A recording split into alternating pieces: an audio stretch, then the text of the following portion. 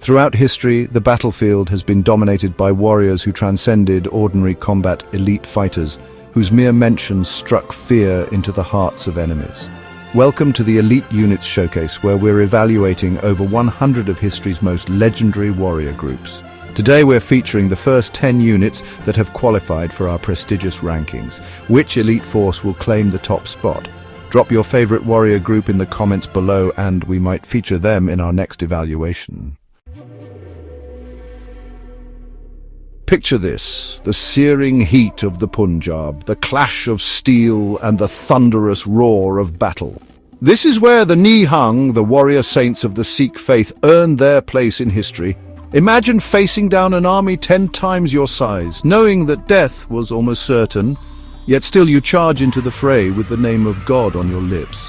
They trained in Shastar Vidya, a martial art so deadly it could turn everyday objects into weapons. These warriors were masters of the chakram, a razor-sharp throwing disc, and the khanda, a double-edged sword. But their true strength came from within, from their unwavering faith, and their willingness to lay down their lives for what they believed in.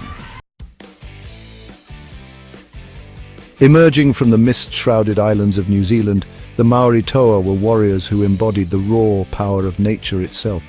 They were masters of psychological warfare, their terrifying haka war dance designed to intimidate and demoralize their enemies before the first blow was even struck. And when the fighting began, they were relentless, wielding the taiaha and patu with devastating skill. The Toa were more than just warriors. They were guardians of their people, their culture, and their way of life. Imagine an army that never seemed to diminish, a force that replaced its fallen with such seamless precision that it seemed as if they were immortal. These warriors were the embodiment of Persian might, clad in shining armor, their numbers always constant, always a force to be reckoned with. To face the Immortals was to face a wall of bronze and steel, an unyielding force that seemed to defy death itself. In the unforgiving land of Sparta, there was only one path to manhood, the agoj. This brutal training regime created the Spartans, warriors whose very names struck fear into the hearts of their enemies. They were masters of the phalanx formation, an impenetrable wall of shields and spears that could withstand even the fiercest assaults. To stand against the Spartans was to stand against a force of nature, an unbreakable wall of muscle and steel.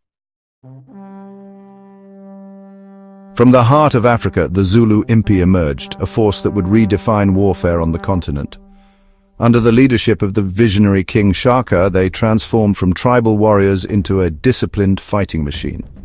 They were masters of the bullhorns formation, a tactic as elegant as it was deadly. The Impi would surround and crush their enemies with a terrifying combination of speed and ferocity. They were armed with the Ikalwa, a short, stabbing spear designed for close-quarters combat, and their shields used not just for defense but also as offensive weapons. They were the hammer to Alexander the Great's anvil, the elite cavalry unit that shattered empires and carved a path of conquest across the ancient world. These weren't just horsemen, they were the sons of Macedonian nobles trained from birth to ride and fight as one. They were masters of the wedge formation, a devastating cavalry charge that could break enemy lines and scatter formations like chaff in the wind.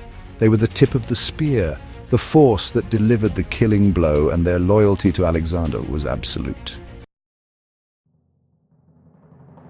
Out of the vast steppes of Central Asia, they rode a whirlwind of horseflesh and fury that left a trail of destruction in its wake.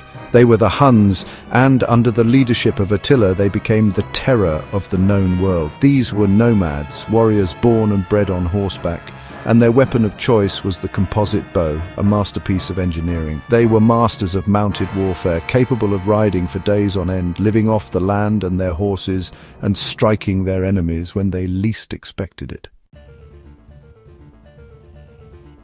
In the heart of the Byzantine Empire, 1,000 miles from their frozen homelands, stood the Varangian Guard, warriors bound by loyalty and duty to an emperor from a foreign land.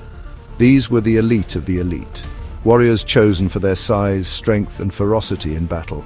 They were masters of the axe and shield, capable of cleaving through enemy ranks with terrifying ease.